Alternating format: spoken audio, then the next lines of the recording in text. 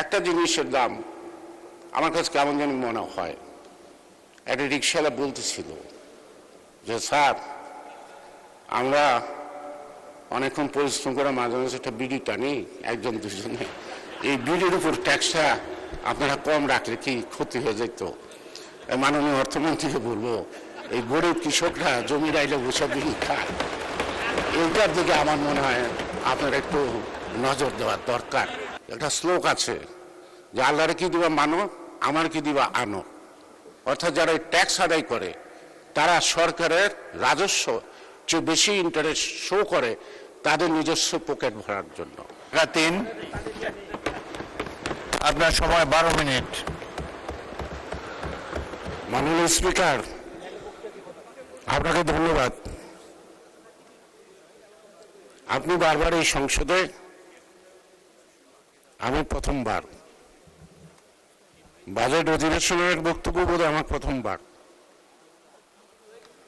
আমি অন্যের মতো বলতে পারলাম না, আমি জানি না, আসলে আমি জানি না যে আমাকে বক্তব্য দিতে হবে। আপনি যেহেতু নাম ডাকছেন, আপনার সম্মানে অবশ্যই আমার কথা আমি বলবো। মাননীয় স্পিকার,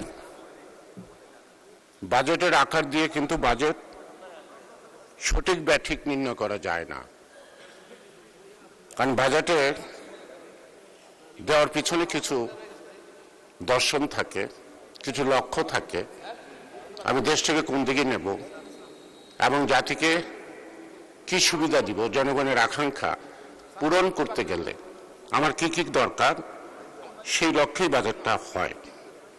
মাননীয় স্পিকার, বাংলাদেশে আমাদের leader of the house and prime minister, at the same time পার্টির চেয়ারম্যান জনাব তারেক রহমান ঢাকায় নেমে বলেছিল, I have a plan. I have a plan মানে হি হ্যাজ এ ভিশন, অর্থাৎ তার একটা ভিশনে জাতিকে নিয়ে আছে। তার কিছু দৃশ্যমান আমরা কর্মকাণ্ডের মধ্যে দেখতে পাচ্ছি। সেই ভিশনকে সামনে রেখেই মাননীয় অর্থমন্ত্রী এই বাজেটটি প্রণয়ন করেছেন, বাজেটটি সাজিয়েছেন। কারো কারো ভাষায় বাজেটটি অধিক, অর্থাৎ অনেক বড়। যারা এ কথা বলছেন তাদের উদ্দেশ্যে বলতে চাই, গত অধিবেশনে যত সংসদ সদস্য, মাননীয় সংসদ সদস্য বক্তব্য রেখেছেন, তারা প্রত্যেক এলাকার জন্য উন্নয়ন, স্কুল, কলেজ, মসজিদ, মাদ্রাসা, hospital, university, medical college, 150-200 mile পাকা রাস্তা, এটির ব্যয় হিসাব করলে আমার মনে হয় বাজেটটা হওয়া উচিত ছিল কমপক্ষে 30 লক্ষ কোটি টাকা। যদি 30 লক্ষ কোটি টাকা বাজেটটা হতো তাহলে হয়তো এই জনপ্রতিনিধিদের গলা ভিজতে পারত, কিন্তু তৃষ্ণা মিটত না। সুতরাং বাজেটটি বড় হয়নি।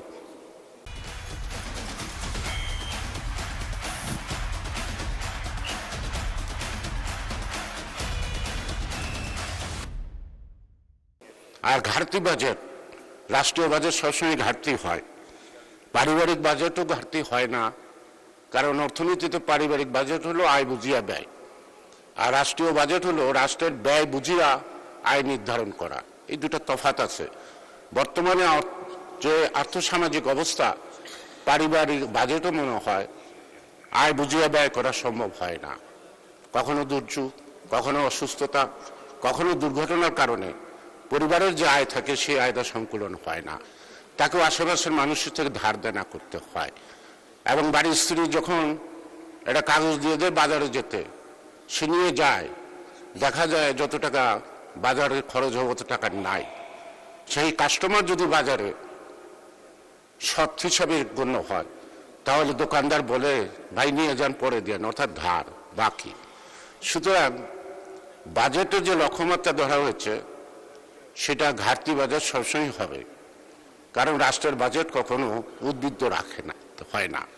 আমি যদি এই সংসদ, মহান এই সংসদে, পার্লামেন্টে যারা আমরা আজকে নির্বাচিত হয়ে আসছি, আমরা যারা যারা নির্বাচন করছি, আমার মনে হয় 80% জনই কিন্তু নির্বাচনের সময় ঘাটতি বাজেট নিয়ে নির্বাচনে নামছে। কেউ কেউ বন্ধু বান্ধবের থেকে হাওলাত করে জামানতের টাকা জমা দিচ্ছে। কেউ কেউ আমরা দলীয় ফর্ম কিন্তু কারো থেকে ধার করছি, কিন্তু শেষ পর্যন্ত নির্বাচন করছি। আবার নির্বাচনের পরে অনেক বন্ধুর এটা গাড়ির টাকা উদ্বৃত্ত হয়ে গেছে। এই ঘাটতি বাজেটে কিন্তু নির্বাচন করে এসে এই ঘাটতি বাজেটকে পূরণ করাটা হলো আন্তরিকতা এবং সাহসিকতার ব্যাপার। শহীদ রাষ্ট্রপতি জিয়া রহমান 1971 সালের 25শে কালোরাত্রিতে গণহত্যার প্রতিবাদে হালি শহরে দাঁড়িয়ে সেদিন তিনি হুঙ্কার দিয়ে বলেছিলেন, I revolt against Pakistan soldier army. তার পাশে অনুসারীরা বলেছিল, নো স্যার উই রিভোল্ট। আজকে আমাদের প্রধানমন্ত্রী তিনি যেমন বলছেন, আই হ্যাভ এ প্ল্যান, আমরা যদি ওন করে বলি yes we have a plan, তাহলে এই ঘাটতি নয়, এই বাজেট পূরণ করা সম্ভব। বাজেটের অন্তরায় আছে অনেক। আজকে বাজেট আমরা নির্ধারিত করছি আলোচনায়, আমরা 20 ঘন্টা বলবো, আর আমাদের বিপক্ষে যারা আছেন তারা 20 ঘন্টা বলবেন। দেখেন এখানে কিন্তু সাংখ্যিক পাতে কিন্তু আমরা বৈষম্যের শিকার হয়েছি, তারপরে মেনে নিচ্ছি। বলেন বলেন যত পারেন বলেন, কারণ এই বলাতে কিছু আমার মনে হয় অসুন্দর না। বলুক, জনগণ ডিসাইড করবে। মাননীয় স্পিকার, আপনিও শুনছেন, আমরাও শুনি একটা গান যে আকাশকে এত সুন্দর লাগতো যদি কিছু কিছু মেঘ নাই থাকতো। এই বাজেট আলোচনায় যদি কিছু সমালোচনা নাই থাকে, তাহলে বাজেটের যে গুরুত্ব আছে এইটি বা মানুষ বুঝবে কি করে? সে কারণেই বলছি, বাজেটের কিছু অন্তরায় আছে। বাজেটটাকে ফলপ্রসূ করার ক্ষেত্রে কিছু অন্তর আছে। সেটা দীর্ঘদিনের যে ফ্যাসিস্ট সরকারের আমলে আমরা যা অর্জন করেছি, প্রশাসন থেকে আরম্ভ করে সব কিছু মিলে, তাদের যেহেতু বাজেটটাকে আমাদেরকে বাস্তবায়িত করতে হবে, আমাদের সেই স্বভাবের পরিবর্তন করতে হবে। দুর্নীতিকে নো করলে চলবে না। দুর্নীতিকে আমরা বলছি 0%। দুর্নীতিকে যদি আমরা মিনিমাম টলারেন্স আনতে পারি, তারপরেও বাজেট পরিপূর্ণভাবে বাস্তবায়ন সম্ভব হবে। কারণ যারা এই রাজস্ব আদায় করবে, একটা শ্লোক আছে যে আল্লাহরে কি দিবা মানো, আমার কি দিবা আনো। অর্থাৎ যারা এই ট্যাক্স আদায় করে তারা সরকারের রাজস্ব চেয়ে বেশি ইন্টারেস্ট শো করে তাদের নিজস্ব পকেট ভরার জন্য। এই অভ্যাসে যদি পরিবর্তন করা যায়, মাননীয় অর্থমন্ত্রী যদি এই ব্যাপারে তার কোনো কৌশলগত দিক উপস্থাপন করতে পারেন, অর্থাৎ দুর্নীতিকে যদি আপনি হ্রাসমান করতে পারেন, তাহলে এই বাজেট খুব সফলভাবে সম্পন্ন হবে। সে কারণেই আমি বলবো যে প্রত্যেকটা বাজেটের মধ্যে একটা দর্শন থাকে, যে দর্শনই বলে দেয় বাজেটটা কি। অর্থাৎ এই যে প্রাইম মিনিস্টার বলছে যে আই হ্যাভ এ প্ল্যান, আমি বলি এটা হলো হি হ্যাজ এ ভিশন। ভিশনটা কি শিক্ষার উন্নতি, ভিশনটা কি দারিদ্র্য বিমোচন, ভিশনটা কি একটা নারীকে সমৃদ্ধ করার জন্য ফ্যামিলি কার্ড, স্বাস্থ্য কার্ড, নানা ধরনের। এটা মাইক্রো ইকোনমি, এটা ভালো ব্যাখ্যা দিচ্ছে ফজলুল হক মিলন মাননীয় সংসদ সদস্য। এটার একটা এফেক্ট হবে। আমাদের দেশের এনজিওরা সময় আন্দোলনটাকে শেষ করে দিচ্ছে।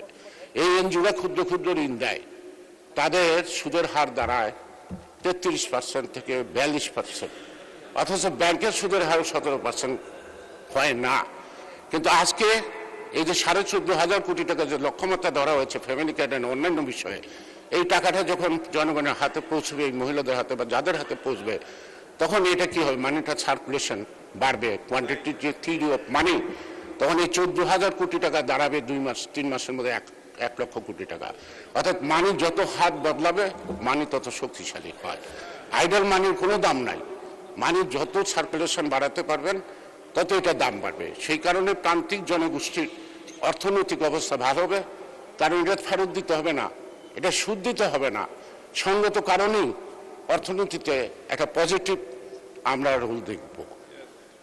মাননীয় স্পিকার, অনেক জিনিসের দাম কমানো হয়েছে, অনেক জিনিসের দাম বাড়ানো হয়েছে।